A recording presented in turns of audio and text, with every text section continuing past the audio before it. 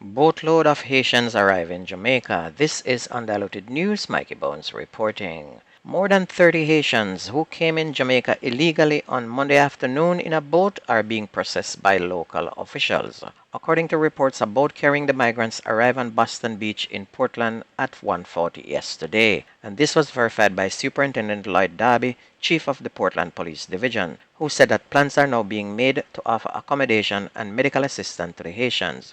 He stated that the group is made up of 24 males, 5 women, 5 girls, and 3 boys.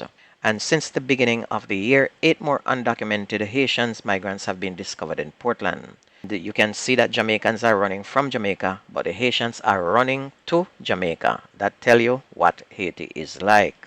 Javar Spence, a Jamaica Defense Force recruit, died from falling ill after undergoing treatment at the Army's Newcastle Training Center in St. Andrew on Saturday. Mr. Spence was a member of the Jamaica National Reserve. The JDF has not disclosed the particular training engagement nor the nature of the recruit's illness. He was quickly assisted by the medical team on site and then at the Newcastle Medical Station. He was subsequently airlifted to the University Hospital of the West Indies, where he was pronounced dead.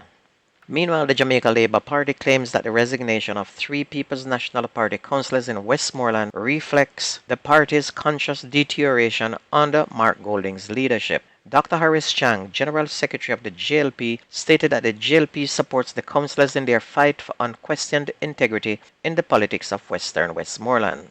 The councillors who are from the PNP who resigned are Ian Miles of the Little London Division, Garfield James of the Sheffield Division, and Lawton Mackenzie of the Grange Hill Division. Their refusal to cooperate with Ian Hales was stated as the basis for their withdrawal from the party. Mr. Hales was named caretaker for the PNP's Western Westmoreland district after being the sole candidate. Councillor Garfield James said the leadership of the PNP had ignored the pleas and recommendations of the councillors in relation to the choice of Hales to represent the constituency. But caretaker for Western Westmoreland, Ian Hales, has labelled the resignation of the councillors as a sideshow.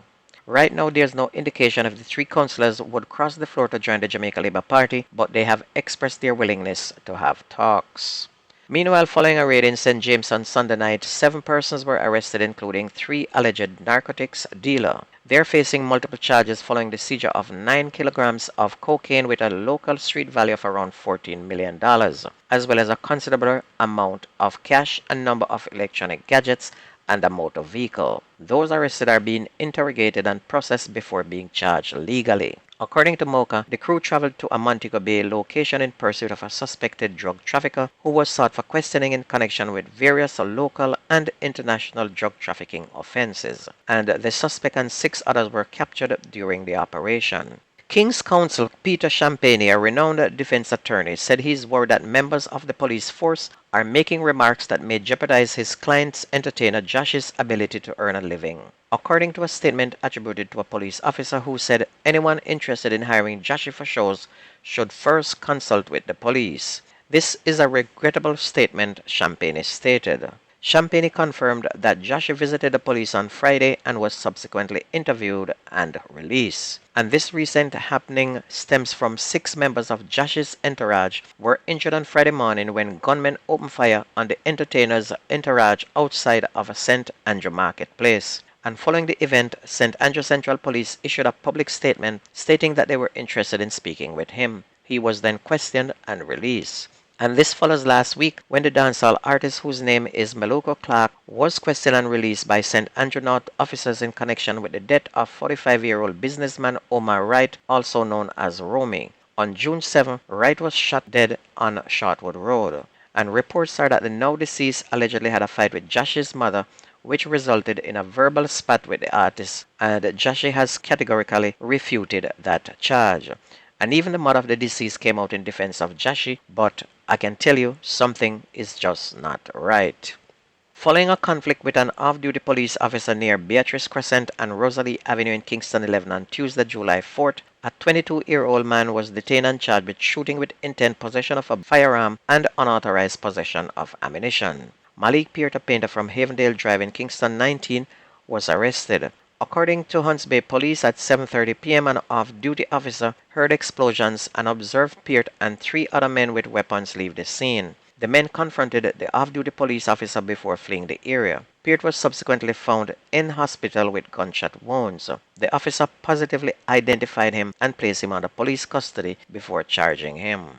The murder of 59-year-old Vernal Filina, a shopkeeper from Cedar Hill, Somerton in St. James, who was shot and killed on Sunday, July 9th, is being investigated by Montego Bay police. According to reports, police heard explosions about 7 a.m. and called them. Filina was discovered lying face down in a pool of blood while wearing a white merino and a blue denim trousers with bullet wounds to the head and upper torso during a police search.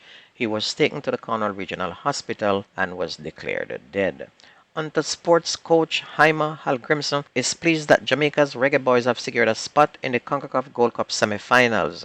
He said that they will have to play more collectively than individually in the next round. The Jamaicans defeated Guatemala 1-0 in the quarterfinal in Cincinnati on Sunday through a 51st-minute goal from left-back Amari Bell to set up a match against Mexico in Paradise, Nevada on Wednesday. The Jamaicans were cautious about Guatemala ahead of this game, with Hallgrimsson preparing for quick transitioning play from defense to attack, but the match presented more challenges, with Guatemala bringing a physical approach to the game, which was also played in what he described as intense heat. He said it might have contributed to a number of unforced errors, which he said were because of the individualistic play. He described the win as a good team performance and says there is much work to be done to be ready for Mexico tomorrow.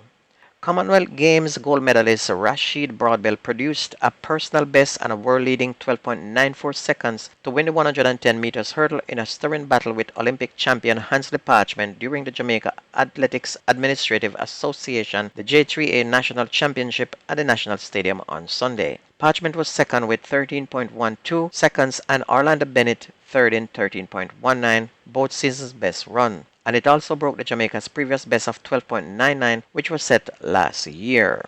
Meanwhile, Andrew Hudson retained his men's 200 meters title, running a season's best 20.11 seconds and beating Rashid Dwyer, who did a time of 20.26. Taekwondo Tracy was third with a season's best 20.48. Johan Blake, who was the second fastest man of all time over the distance, was fourth in 20.51. And he will miss the World Championships because he ended up fifth in the 100 meters as well. And if you ever miss the news on this radio station, please go to YouTube, type in Jamaican Undiluted News, listen, like, share, and subscribe to keep it going. That's news and sports on your favorite radio station. My name is Mikey Bones. I gone.